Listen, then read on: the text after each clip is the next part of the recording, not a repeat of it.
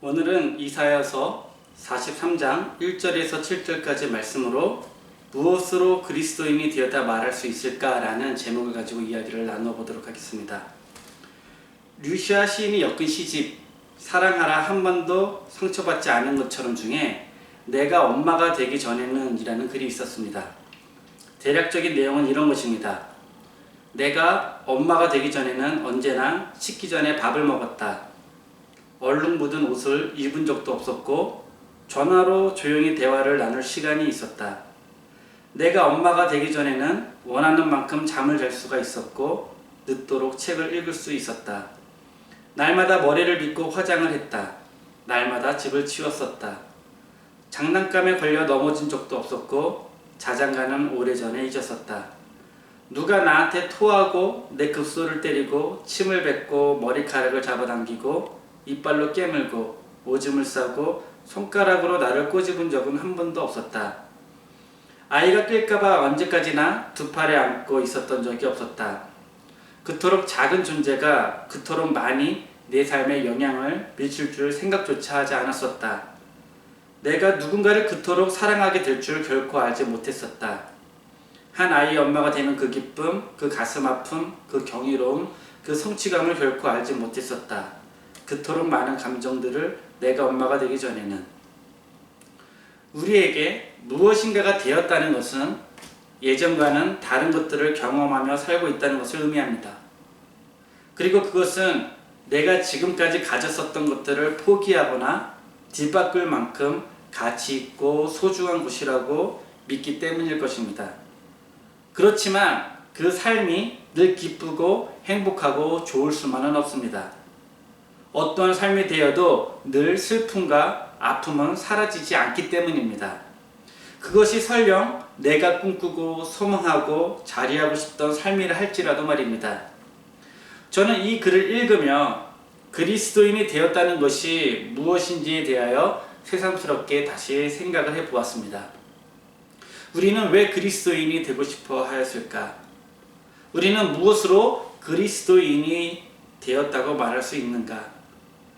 그리스도인이 되었다고 해서 여전히 우리들의 삶에 고통과 번뇌와 슬픔과 아픔은 존재하는데 그럼에도 불구하고 우리는 왜 그리스도를 바라보고 있는가?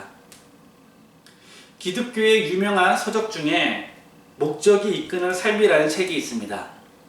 이 책은 하나님이 목적을 가지고 이 땅의 모든 존재들을 창조하셨고 피조물인 우리는 그 목적을 발견하고 이루어낼 수 있어야 한다고 말을 하고 있습니다. 수많은 기독교인들은 이렇게 유명한 책과 말씀을 통해 자신이 그리스도인으로 부름받을 수 있었던 것은 한 사람 한 사람에게 부어주신 하나님의 특별한 목적에 의해서이고 삶의 진정한 의미는 그 목적을 이루며 살아갈 때 완성되는 것임을 고백합니다. 그런데 사실 저는 이러한 종류의 발상을 별로 좋아하지 않습니다. 사실 우리가 조금만 생각해보면 이러한 이야기가 한 면으로만 치우친 신학적 견해라는 사실을 알 수가 있기 때문입니다. 일례로 우리나라에 기독교가 들어온 지 고작 약 140년 전밖에 안 됐습니다. 우리는 이전에 하나님이라는 존재에 대해서도 예수님에 대해서도 알 수가 없었다는 것입니다. 알 수 없는 존재로부터 삶의 의미와 목적을 찾는 것은 있을 수가 없는 일입니다. 그런데 중요한 것은 우리 조상들 역시 자신에 대한 존재적 의미와 목적을 찾으려고 노력하며 살아왔다는 것입니다. 우리나라 국가의 종교가 불교일 때도 그랬었고 유교일 때도 그랬고 그 시대에 지배했던 종교적 혹은 사상적 가치관을 가지고 자신의 삶을 의미 있게 만들어 왔다는 것입니다. 또 알라를 믿는 사람들도 알라신이 자신들의 인생에 대한 목적과 의미를 부여한다고 생각합니다. 다시 말해 역사적으로 인간은 스스로에 대한 존재적 가치와 목적에 대해 늘 고민하고 그 답을 찾기 위해 노력해 왔다는 것입니다. 다만 기독교인들은 그 답과 의미를 하나님에게 찾으려고 한다는 것에 차이가 있을 뿐입니다. 결국 기독교가 말하는 자신에 대한 목적론은 기독교인의 하나요 하나님이 특별한 목적을 가지고 자신을 창조하였다고 믿는 사람들의 신앙 고백일 뿐이라는 것입니다.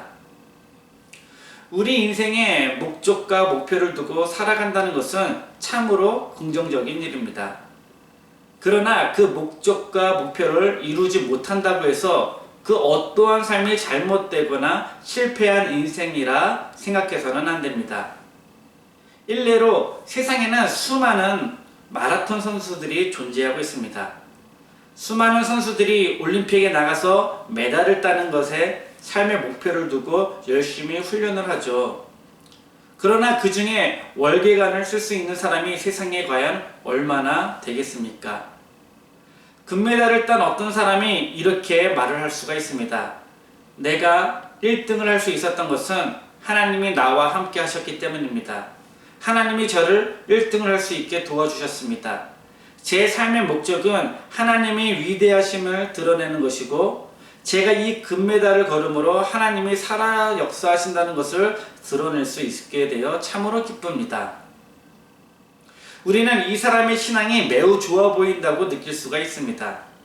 그러나 그가 고백하는 하나님을 우리가 다 받아들이기는 너무 힘이 듭니다. 왜 그럴까요?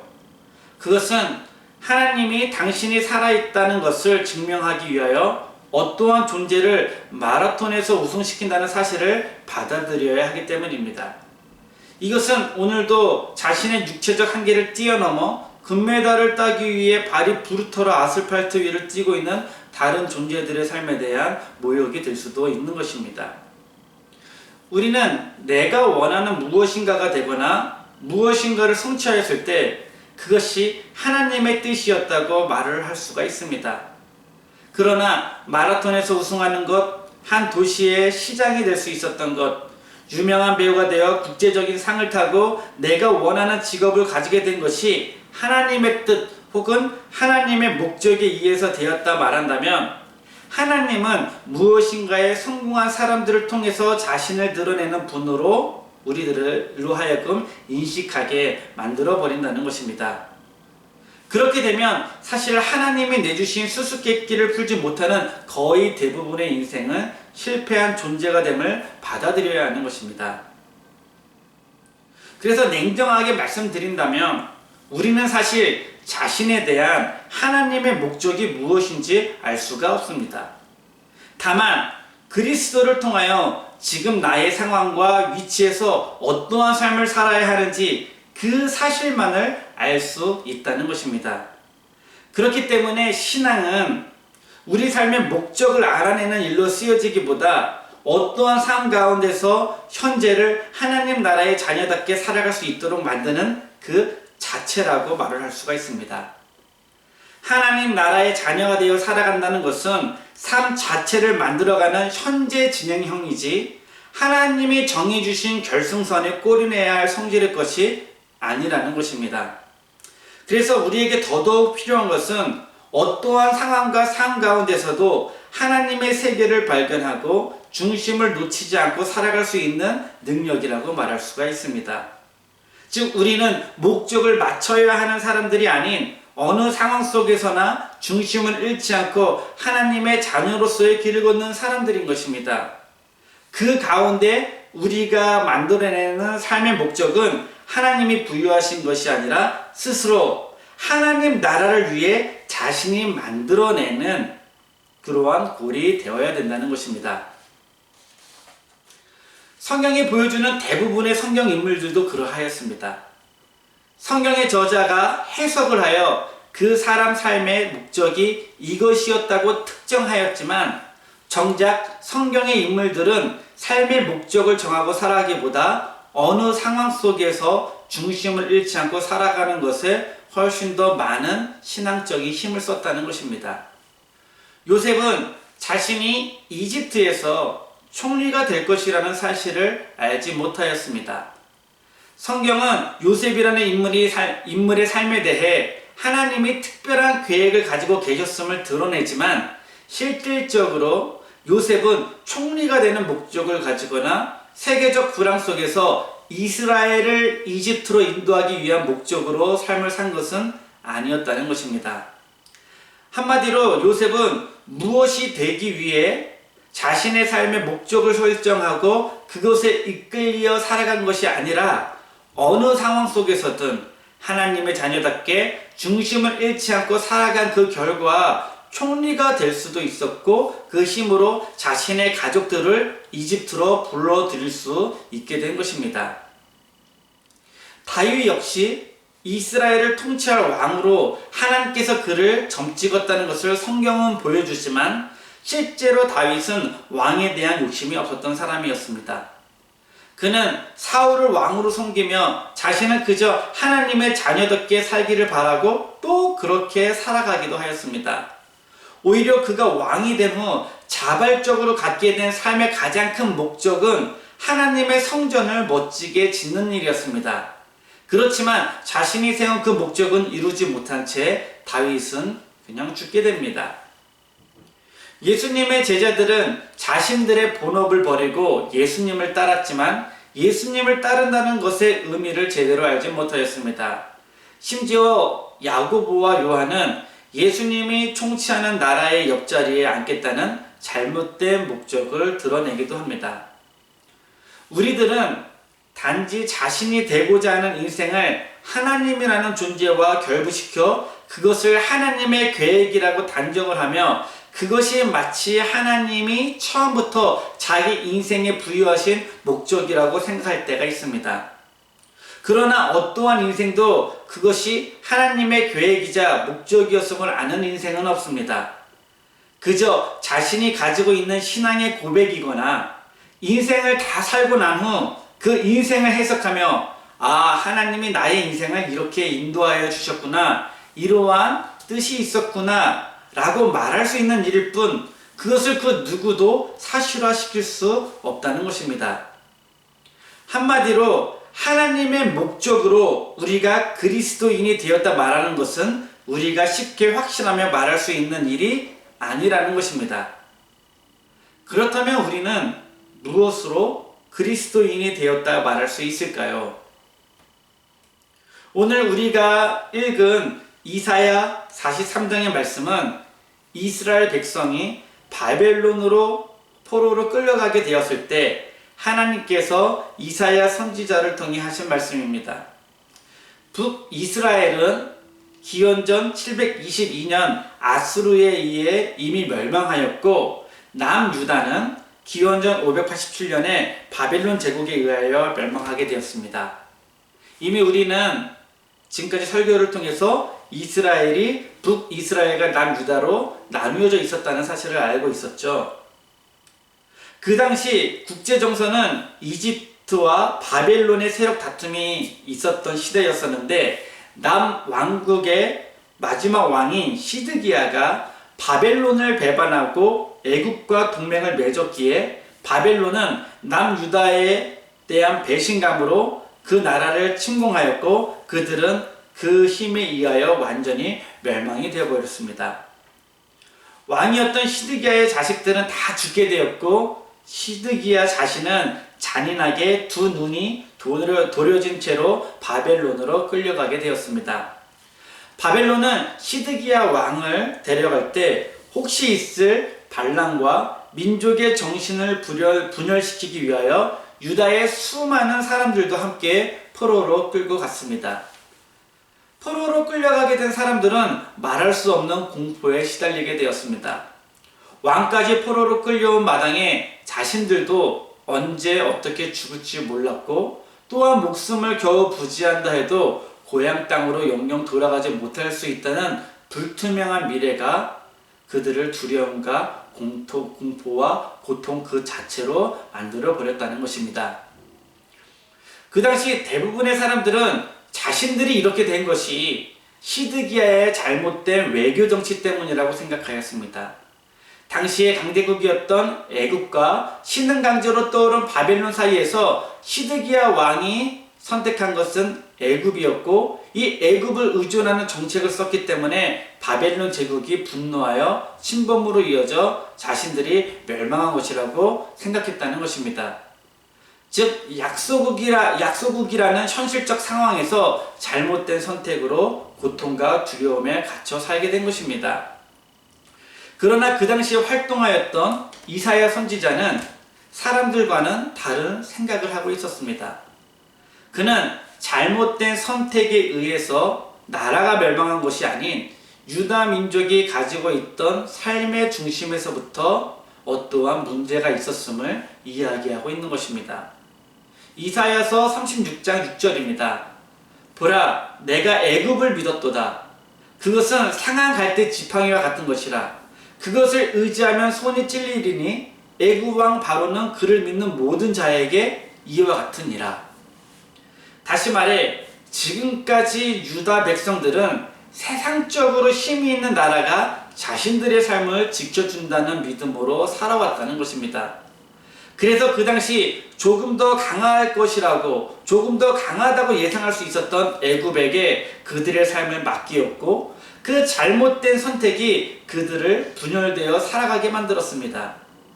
그렇지만 곰곰이 생각해보면 이것은 남유다만의 이야기가 아니라는 사실입니다. 사실 오늘을 살아가는 우리들에게도 이 원리는 똑같이 이루어지고 있습니다.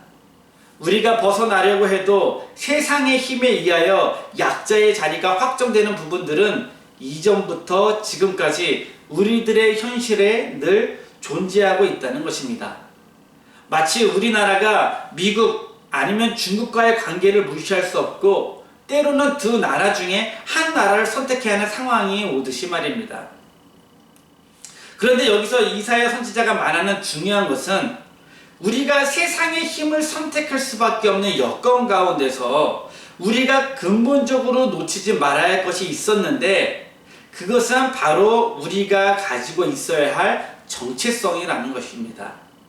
그리고 그 정체성이라 함은 바로 하나님의 사랑으로 구속받는 자녀들이라는 그 사실을 기억하고 있어야 되는 것입니다. 오늘 이사야 선지자는 자신의 동포들에게 세상의 힘이 우리를 지켜줄 수 없음을 선포하고 있습니다. 왜냐하면 세상의 힘은 늘 변하기 때문입니다. 그렇지만 세상이 변하고 세상을 움직이는 존재들이 바뀌어도 늘 변하지 않는 진실, 우리가 놓쳐서 안 되는 것이 있는데 그것은 하나님이 우리를 여전히 사랑하고 계시다는 그 사실과 우리들의 삶이 그분에게 구속되어져 있다는 믿음이었던 것입니다. 하나님이 우리를 사랑하고 계시다는 사실을 잃어버리면 우리는 영원히 고와 같은 삶을 살아갈 수밖에 없다고 이야기를 하는 것입니다. 이사야는 이렇게 선포하고 있습니다. 우리는 하나님의 자녀들이다. 이러한 상황 가운데서 우리가 서로를 격려하고 보듬으며 우리 땅에 대한 꿈을 잃어버리지 않기 위해 우리는 그 사실을 잊어버리면 안 되는 것이다. 우리가 지금 두려움과 공포와 절망과 무기력함에 빠져 있지만 우리는 이때 여호와의 약속을 기억해야 한다는 것을 이사야는 선포하고 있습니다. 지금까지 우리가 그 사실을 잃어버리고 살았기 때문에 조그만 일을 만나고 위기가 찾아올 때마다 우리는 무너지는 삶을 살아갈 수밖에 없었다는 것을 상기시키고 있는 것입니다. 이사야는 하나님이 우리를 먼저 잡으셨다는 것을 강조하고 있습니다. 그 말은 조건 없이 우리를 사랑하시고 우리들의 삶을 보호하시고 절대 버려두지 않겠다는 하나님의 선포를 드러내고 있는 것입니다. 이사야는 예전 출애굽 시대의 이야기를 들려줍니다. 하나님은 우리가 강을 건널 때 우리를 물속으로 침몰시키지 않으셨고 불 가운데로 지나갈 때 타지 않게 하셨으며 불꽃이 우리를 사르지 않게 하셨다고 말을 합니다. 하나님은 우리를 여전히 보배롭고 존귀하다 하시며 우리를 사랑하신다고 선포합니다. 그러므로 두려워하지 말자. 우리가 이러한 여건 가운데서도 하나님의 사랑을 의심하지 말고 잊어버리지 말자. 그것이 이사야가 자신들의 백성들에게 선포하는 메시지의 가장 키 포인트가 되는 것입니다. 이사야는 자신들이 진짜 두려워할 것은 지금 포로로 바벨론에 끌려온 이 현실이 아니라 하나님이 자신들을 여전히 사랑하고 계시고 존귀하고 보배롭게 여긴다는 그 사실을 잊어버리는 것에 있습니다. 지금까지 우리들은 수없이 침략당하고 분열되고 광야에서까지 살아왔지만 그럼에도 불구하고 여기까지 우리가 올 수 있었던 것은 위기의 순간마다 하나님의 사랑을 기억하고 체험할 수 있었기 때문인데, 우리가 그 사실을 까맣게 잊어버린다면 그때는 정말 영영 우리들의 나라로, 그 땅으로 돌아가지 못한다는 것입니다. 우리는 어려울 때마다 더더욱 세상의 힘에 의존하지 않았냐고 자신의 백성들에게 묻고 있습니다. 중심을 잃다 보니 하나님보다 세상적으로 더 강한 것에 집착하였고, 그것이 결국 자신들을 여기까지 끌고 왔음을 증거하고 있습니다. 그래서 이제 이사야는 세상의 중심이자 힘의 집약체인 바벨론에서 세상의 노예로 살아가지 않는 단 하나의 방법은 바로 하나님의 사랑으로 다시 돌아가는 것, 우리가 그 사랑에 구속된 자들임을 선포하는 인생을 살아갈 때 가능하다는 것을 이야기하고 있습니다. 하나님의 사랑이 그들을 하나님의 자녀로 살아가게 만들어준다고 말입니다. 사도 바울은 로마서 8장 35절부터 38절 말씀을 통해 세상의 그 어떤 것도 그리스도의 사랑을 끊을 수 없다고 하였습니다. 그러면서 그리스도의 사랑을 끊으려고 하는 7가지 장애물을 말하는데, 첫째는 환난, 둘째는 공고, 셋째는 핍박, 넷째는 기근, 다섯째는 적신, 여섯째는 위험, 그리고 마지막 7번째는 죽음과 전쟁의 칼이라고 말을 하고 있습니다. 하지만 그 어떠한 것도 그리스도 안에 있는 하나님의 사랑을 끊을 수 없다는 것을 이야기하며, 이 세상에서 가장 강한 것이 그리스도의 사랑임을 선포하고 있는 것입니다. 이 믿음의 고백이 우리를 그리스도인으로 살아가게 만들어주는 것입니다. 제가 처음에 말한 시처럼 엄마가 되기 전까지 우리는 그 감정과 삶을 다 알 수가 없습니다. 비로소 경험하고 체험하게 될 때 그것을 알게 되는 것입니다. 우리가 그리스도인이 되기 위해서는 하나님의 사랑을 알고 그 사랑을 경험할 수 있어야 합니다. 우리가 그 사랑을 경험하였기에 관계가 맺어지고 그 사랑으로 이 세상을 해석하며 살아가게 되는 것입니다. 그래서 저는 그리스도가 부어주신 사랑으로 세상을 해석하고 살아가는 사람이 그리스도인이라고 생각을 합니다. 그리고 우리에게는 그러한 능력이 있다고 믿는 것입니다. 우리는 하나님이 부어주시는 사랑으로 그리스도인이 된다는 사실을 다시 한번 확인하게 되었습니다.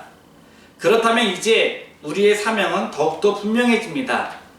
주님이 우리를 사랑하셨던 것처럼 우리도 조건 없는 사랑을 이웃에게 나누어줄 때 우리의 이웃도 하나님의 사랑을 경험하게 된다는 사실입니다.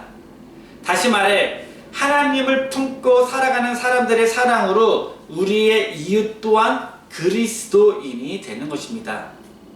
제가 알고 있는 한 우리들에게 드러내신 하나님의 목적은 이거 하나뿐이라고 저는 생각합니다.